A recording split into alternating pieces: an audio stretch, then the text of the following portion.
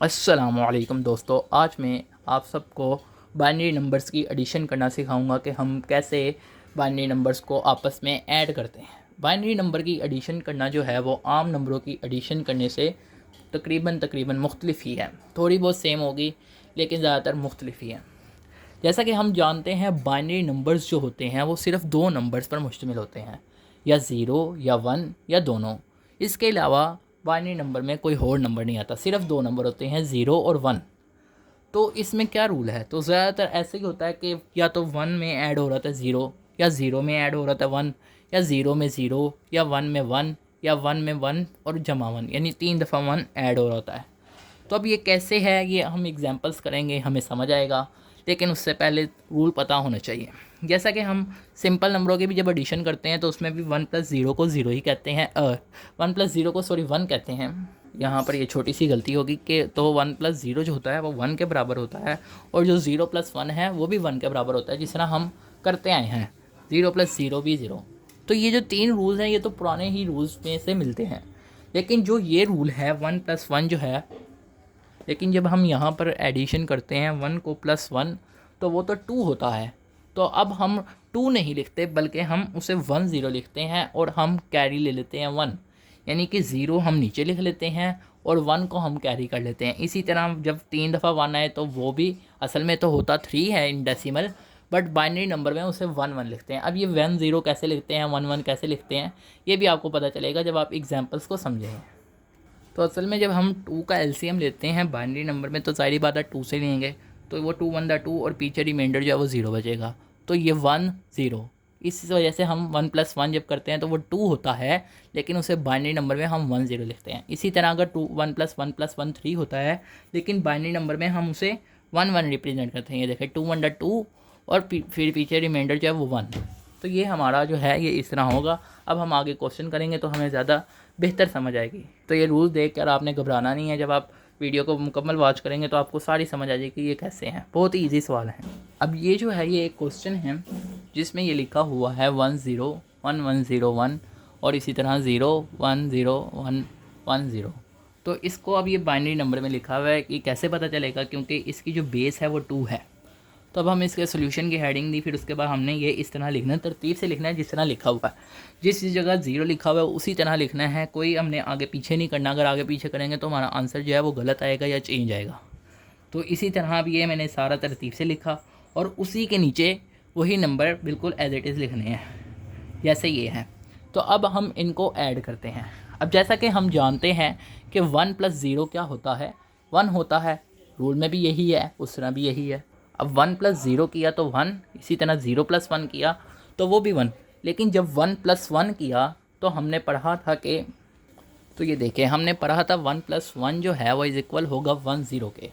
तो one zero का मतलब ये है कि यहाँ पर नीचे ज़ीरो आ जाएगा, क्योंकि वन प्लस वन है, यहाँ पे ज़ीरो आ जाएगा और यहाँ पे वन कैरी आ जाएगा। अब ये कैसे है थोड़ा सा समझते हैं, थोड़ा सा आपको डिफ़िकल्ट लग रहा है लेकिन ये बहुत ईजी है। अब ये देखें ना, नंबर है ये, मिसाल के तौर पे मैं एग्जांपल के तौर पे कर रहा हूँ। ये 99 है, इसमें प्लस वन करें तो अब ये देखें जो 9 प्लस वन जो होता है वो असल में 10 होता है, लेकिन हम कभी भी उसे 10 जो है बिल्कुल ऐसे ही नहीं लिख देते, हम उसे नीचे ज़ीरो लिखते हैं, ऊपर कैरी में वन आ। तो अब ये देखें 1 और 9, तो यानी कि ये भी ऐड हो रहे हैं, तो 1 + 9 10। अब कोई भी नीचे नहीं है और ना ही आगे है, तो फिर हम इसे 10 एज इट इज़। तो इसी तरह यहाँ पर भी यही होना है कि ये जो 1 है इसमें 1 ऐड करेंगे तो वो 1 0 होता है, और ज़ीरो को हम नीचे लिख देंगे और 1 को कैरी में लिख देंगे, यानी इस तरह।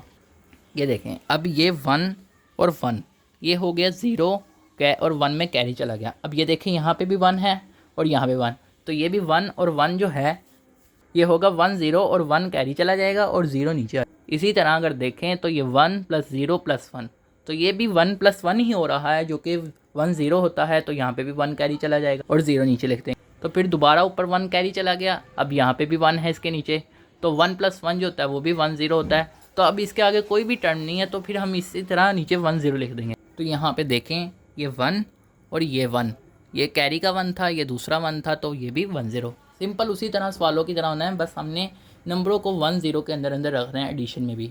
तो ये रूल है, बस ये थोड़ा सा है, ये कोई मुश्किल नहीं है। अब हम अगला सवाल करते हैं ताकि और मज़ीद प्रैक्टिस हो।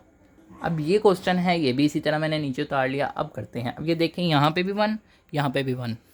तो रूल में जो था जब हम दो 1 को आपस में ऐड करेंगे तो 0 जो है वो नीचे आ जाएगा इधर और 1 कैरी में चला जाएगा इस तरह। और फिर उसके बाद आप देखें ये 1 है और नीचे 0 और 0, तो फिर ये आंसर 0 1 हो जाएगा। यानी कि ये 1 कैरी का था और ये 0 और 0, तो 1 में जितने मर्जी 0 ऐड कर लें आंसर हमेशा 1 ही रहता है। इसी तरह फिर अगले 1 + 1 जो है, अब ये देखें तो ये 1 0 होता है और 0 नीचे आ जाएगा, 1 कैरी में चला जाएगा। अब ये कैरी का 1 और ये 1 आपस में ऐड होंगे तो ये भी 0 और 1 के 0 नीचे लिख देंगे, 1 कैरी में चला जाएगा। यानी इस तरह फिर ये भी 1 है और ये भी 1 है, तो 1 + 1 ये भी 1 0 और 1 कैरी होगा, 0 नीचे लिख। अब ये देखिए यहाँ पे 3 1 है तो ये 3 होता है, और 3 को जो है वो हम इस तरह लिखते हैं 1 और 1। तो अब ये देखें तो यहाँ पे अब आगे मज़ीद कोई टर्म नहीं आ रही, तो हम इसे 1 1 नीचे लिख देंगे एक ही दफ़ा। तो ये हमारा आंसर था। अब हम इसी तरह का एक और क्वेश्चन करते हैं ताकि आपको मज़ीद बेहतर समझ आ सके। अब ये यहाँ पर गलती से मेरे से 0 लिखा गया था यहाँ पर, तो ये नहीं लिखना था। इसके अलावा ये सारा क्वेश्चन है जो कि नीचे उतरा हो, तो अब ये नीचे ऐसे ही उतार लिया 1 1 0 1 0 0 1 1 0 1। तो अब इसको ऐड करते हैं, तो ये देखें यहाँ पे 0 1 को ऐड करेंगे तो ये भी 1 1 0 को ऐड करेंगे तो ये भी 1। तो ये तीनों जगह तो था 0 1 1 0 0 1 था, तो ये नीचे 1 आ गया ऐड होके। तो अब यहाँ पर है ये 1 और 1, तो फिर यही वही होगा, 0 नीचे आ जाएगा और 1 कैरी में चला जाएगा। तो 1 कैरी चला गया, अब 1 कैरी वाला और ये 1 दोनों को ऐड करेंगे तो ये भी 1 0 होता है, और आगे मज़ीद कोई टाइम नहीं है तो हम इसे ऐसे नीचे लिख देंगे। तो ये हमारा आंसर था। तो उम्मीद है दोस्तों कि आप सबको ये लेक्चर समझ आया होगा और आपको ये मुकम्मल आ गया होगा कि हमने कैसे बाइनरी नंबर्स को आपस में ऐड करना है और क्या रूल है। अगर आपको ये लेक्चर समझ आया है तो इसको लाइक करें ताकि मुझे पता चले कि किसको समझ आई है और कितनी समझ आई है। और अगर इसके अलावा कोई और भी क्वेश्चन है तो वो आप कमेंट सेक्शन में पूछ सकते हैं। आप सब दोस्तों का लेक्चर देखने का शुक्रिया और सुनने का भी।